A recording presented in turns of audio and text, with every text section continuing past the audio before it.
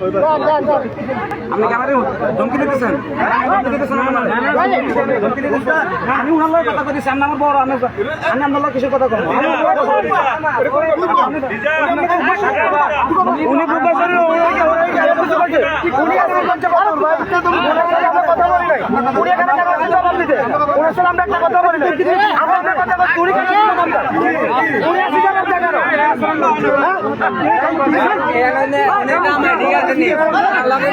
আচরণ না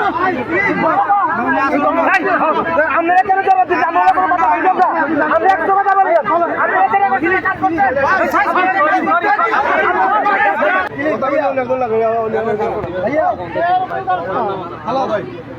ভাই।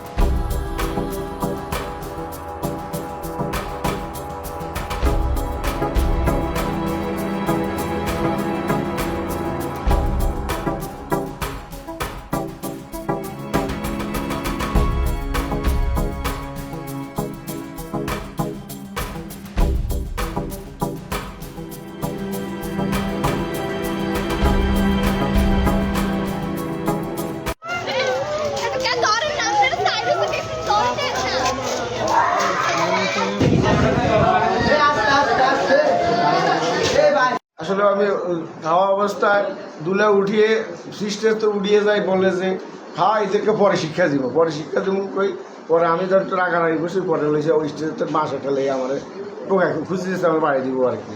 তো আমি চিল্লা করছি যে এদেরকে খাওয়া দেবো না, উঠে দাও, এদের সাথে বনবে না আমাদের সাথে।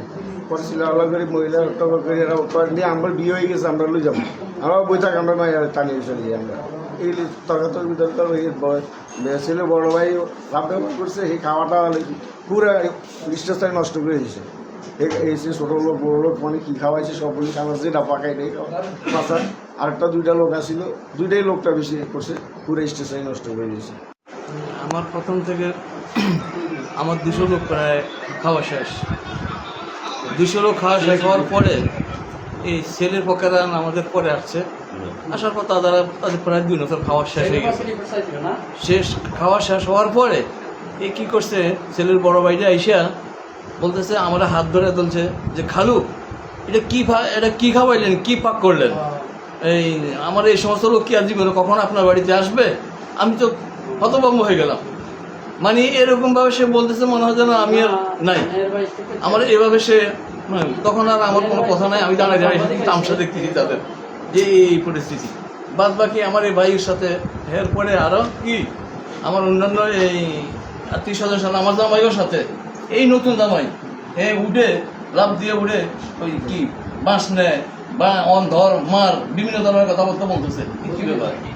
মানে বলতে আছে যে ধরো মারো, মানে আরো হাত উঠেছে আছে সে এই স্টেজের মধ্যে বসা অবস্থায়। এইভাবে সে আমারও বলতে আছে যে এই মানে আরো খারাপ ব্যবহার করছে, বিভিন্ন ধরনের খারাপ ব্যবহার করছে।